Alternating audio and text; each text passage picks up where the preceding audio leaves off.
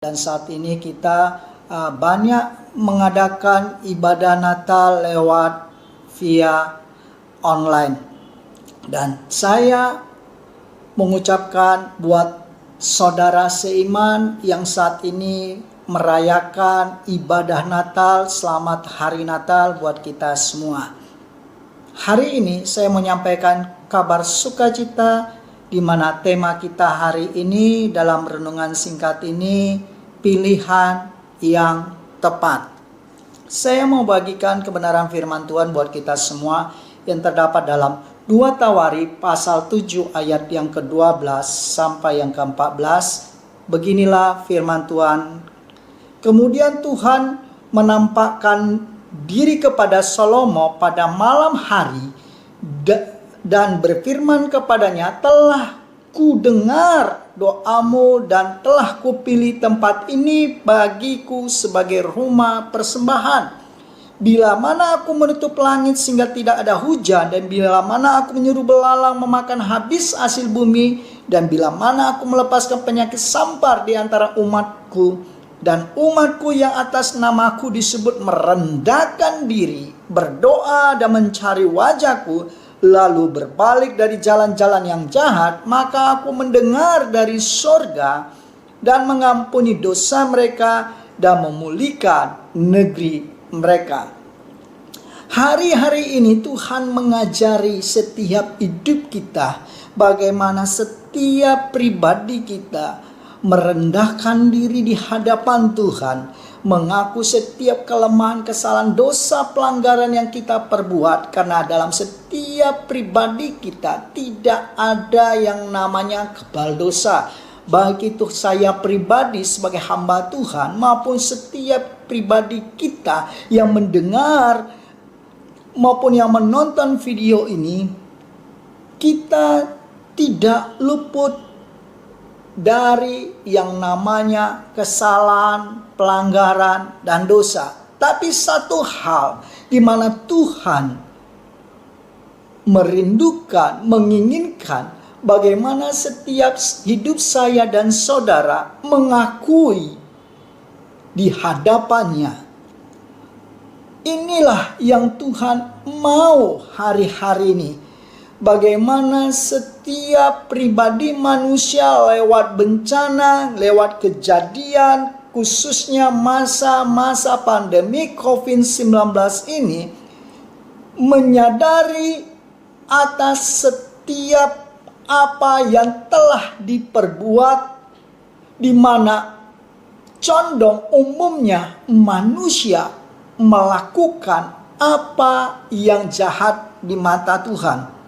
Karena firman Tuhan telah mencatat bahwa kondisi kehidupan manusia menjelang kedatangan Tuhan yang kedua kali adalah condong melakukan hal-hal yang jahat di mata Tuhan, di mana kasih semakin dingin sehingga keegoisan, keangkuhan, amarah senantiasa mengendalikan setiap kehidupan manusia. Tetapi orang yang hidup takut akan Tuhan, orang yang mencari wajah Tuhan, orang yang senantiasa mencintai firman Tuhan, orang yang senantiasa diam di hadirat Tuhan, senantiasa di dalam pengendalian Roh Kudus, di mana hidupnya dalam tuntunan Roh Kudus, hidupnya senantiasa mengendalikan setiap hawa nafsu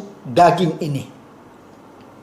Inilah yang hari-hari ini kita pahami dan kita sadari pilihan tepat dalam hidup kita saat ini, di mana firman Tuhan mengingatkan saya dan saudara, mengingatkan setiap hidup kita, di mana dikatakan yang pertama, dikatakan kita menyadari, di mana di ayat 2:14 katakan, dan umatku yang atas namaku disebut merendahkan diri, menyadari bahwa kita manusia yang penuh dengan kekurangan dan keterbatasan, menyadari bahwa kita butuh Tuhan, menyadari bahwa kita bukanlah manusia super, menyadari bahwa kita punya kelemahan, menyadari bahwa kita saling membutuhkan satu sama lain. Sehingga di mana kita tidak menganggap diri kita lebih penting dari orang lain, tidak menganggap diri kita lebih hebat, lebih pintar dari orang lain, tidak menghakimi orang lain, tidak menghujat orang lain. Yang kedua, dikatakan berdoa. Hari-hari ini kita harus banyak berdoa. Bangun mesbah doa. Saya katakan Natal di tahun 2020 ini kita harus selalu banyak berdoa untuk memasuki tahun yang baru 2021 dalam kekuatan Tuhan, dalam tuntunan Tuhan, dalam perlindungan Tuhan. Ini yang Tuhan mau dalam setiap kehidupan saya dan saudara. Biarlah di tahun yang ke depan kita semakin intim dengan Tuhan, semakin dekat dengan Tuhan, bangun hubungan baik dengan Tuhan. Yang selanjutnya, yang ketiga, pilihan tepat dalam hidup kita adalah yang ketiga dikatakan di ayat ini, mencari wajahku. Inilah yang luar biasa. 3 hal dalam kehidupan kita, pilihan tepat dalam kehidupan orang-orang percaya, orang-orang Kristen. Yang ketiga, mencari wajah Tuhan.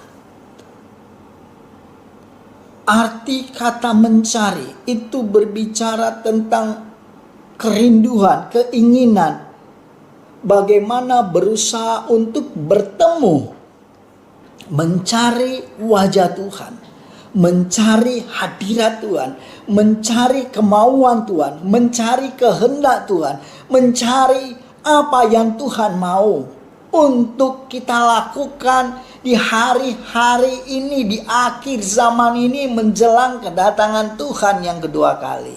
Biarlah hidup saya dan saudara memiliki pilihan yang tepat, di mana hidup saya dan saudara merendahkan diri di hadapan Tuhan, mengakui dosa kita, dan senantiasa membangun mesbah doa dan mencari wajah Tuhan.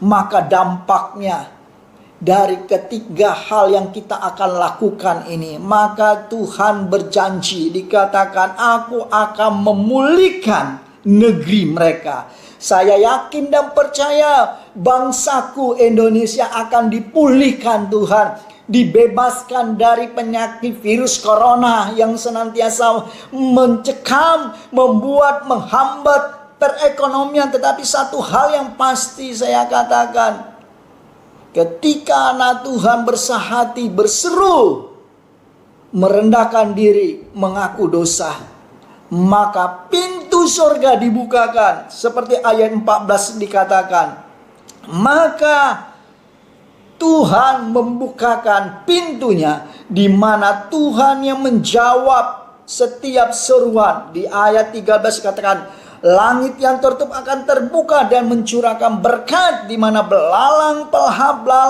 yang menghancurkan, menghabiskan hasil. Tuhan usir, Tuhan halau dari negeri ini. Saya dan saudara adalah orang-orang yang tepat, yang memiliki pilihan yang tepat, yang melakukan 3 bagian itu. Mari bersama-sama kita di dalam ibadah, setiap ibadah, baik itu ibadah pribadi maupun ibadah bersama-sama, mari naikkan doa. Tuhan, pulihkan bangsaku. Tuhan, pulihkan negeriku. Dan kita akan melihat di tahun 2021 Tuhan yang berkarya, Tuhan yang beracara dengan keajaibannya. Tuhan yang memulihkan, memberkati bangsa ini dengan limpahnya. Dan saya yakin dan percaya, jikalau 2-3 orang bersehati yang berseru dalam nama Tuhan Yesus, yang senantiasa mencari wajah Tuhan, berdiri di tengah-tengah bangsa ini, maka Tuhan pasti mendengar dan Tuhan menjawab dan Tuhan turun tangan. Haleluya. Shalom. Biarlah hidup kita senantiasa diberkati Tuhan dengan kekuatan kesehatan dan takut akan Tuhan senantiasa ada dalam diri saya dan saudara. Shalom, Tuhan memberkati kita semua.